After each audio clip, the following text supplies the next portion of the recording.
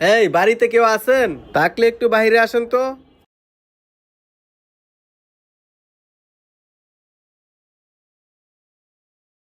Sir আপনি কেডা? আপনারা তো ঠিক চিনলাম না। আমি আদম সুপারি থেকে আসছি। ও আচ্ছা স্যার, তাহলে ভিতরে আইসা বসেন।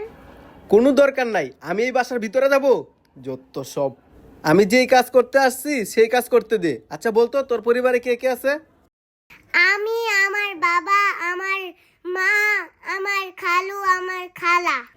আরে তোর খালা কালু তোর 14 গোষ্ঠীর কথা আমি বলি নাই। আমি বলছি তোর ফ্যামিলিতে কে কে আছে সেটা বল। আমি, আমার বাবা আর আমার মা। আরে পিচ্ছি, তোর বাপের নাম কি বল। আমার বাবার নাম তো কাজল। আচ্ছা তোর মার নাম কি বল। রুনা বেগম। রুনা বেগম, কি দুর্গন্ধ। তোর বাবার বয়স কত বল। 30। আর তোর মায়ের বয়স কত? আমার মায়ের বয়স 28। কি 28?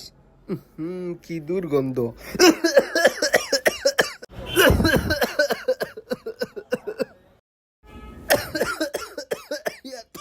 স্যার এই পানিটা খান। কি তোর এখানে আমি খাবো? এই ছোট লোকের বাচ্চা, তুই কি করে ভাবলি তোর এই নোংরা ঘরের পানি আমি খাবো? এই সর। এই ছোট লোকের বাচ্চা, তোর কত বড় সাহস, তোর এই নোংরা হাত দিয়ে তুই আমারে টাচ করছস? কিরে মা, কি হয়েছে? আর উনি কে? বাবা উনি হইছে আদম সুপারি। বাবা উনি এসে বলতেছে আমাদের পরিবারে কে কে আছে। তখন আমি বলছিলাম আমি আর আমার বাবা মা। তখন দেখি উনি কাশতাছিল। তখন ওনাকে আমি ঘর থেকে 1 গ্লাস পানি আইনা দিছিলাম। দেখো না বাবা, উনি পানিটা না খেয়ে ফেলাই দিছে। স্যার, আমার মেয়ে আপনাকে পানিটা আইনা দিল, পানিটা না খায়া ফেলে দিলেন কেন? এই পানি আমি ফালাই দিব না তো কি করব? এই পানি আমি খাবো? আপনাদের কি মনে হয় আপনাদের এই নোংরা ঘরের পানি আমি খাবো? এই মুরব্বি, ভালো করে শুনে রাখেন, আমি মিনারেল ওয়াটার খাই। মিনারেল ওয়াটারের নাম শুনছিলেন কখনো? আইসে নোংরা ঘরে নোংরা গ্লাস দিয়া আমারে পানি খাওয়াইতে। আর আপনাদের পরিবেশ দেখে তো আমার শরীরটা কিনকিন করতেছে। এই পরিবেশে কি কোনো মানুষ থাকে? শুনেন মুরব্বি, আপনাদের যে নোংরা পরিবেশ, এই পরিবেশে আমার পাড়া পর্যন্ত রাখি না। আমার কাজ আমাকে বাধ্য করছে এখানে আসতে। তা না হলে না এরকম নোংরা পরিবেশে আমি তুতু ফেলতেও আসি না। মুরব্বি, একটা কথা ভালো করে শুনে রাখেন, আপনার এই মেয়েটাকে ব্যবহার শিখায়েন, কার সাথে কি কথা বলতে হয়।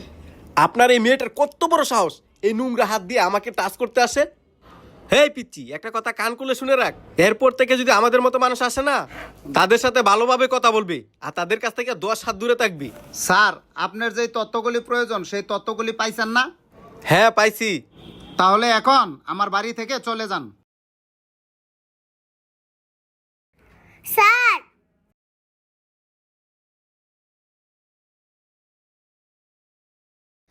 স্যার আপনার মোবাইলটা তখন পড়ে গেছে। আরে আমার ফোন কই? হ্যাঁ এটা তো আমারই ফোন। স্যার, এই ফোনটা আপনার হলেও আপনি নিতে পারবেন না। কি বলেন? আমার ফোন আমি কেন নিতে পারবো না? কেন, আপনার কি মনে নাই? একটু আগেই না বললেন আমাদের পরিবেশ নোংরা, আমাদের এনে পাও ফেলাবেন না, থুতু ফেলাবেন না। এখন আপনার মোবাইলটা ওখানে পড়ে আছে, আমার মেয়ে উঠায় আপনার হাতে দিছে। এই নোংরা হাতেই তো আপনাকে ফোনটা উঠায় দিছে। এটা আইফোন দেখে আপনি নিয়ে নিছেন? একটু আগেই বললেন আমাদের পরিবেশ নোংরা, আমার মেয়ের ব্যবহার অভদ্র। স্যার, আপনাকে একটা কথা বলি, আপনার কাশি উঠছিল দেখে আমার মেয়েটা ঘর থেকে একটা মগদে পানি এনে দিছিল, আপনি পানিটা না খাইয়া ডিলাতে ফালাইয়া দিলেন। আর আমার মেয়ের জায়গায় যদি একটা বড় লোকের ছেলে মেয়ে থাকতো, অবশ্যই পানিটা নিতেন আর তার সাথে কোনো খারাপ ব্যবহারও করতেন না, কারণ সে হয়েছে বড় লোকের সন্তান। স্যার, আপনি বলছিলেন আমার মেয়েকে নাকি ভদ্র ব্যবহার শেখাইতাম।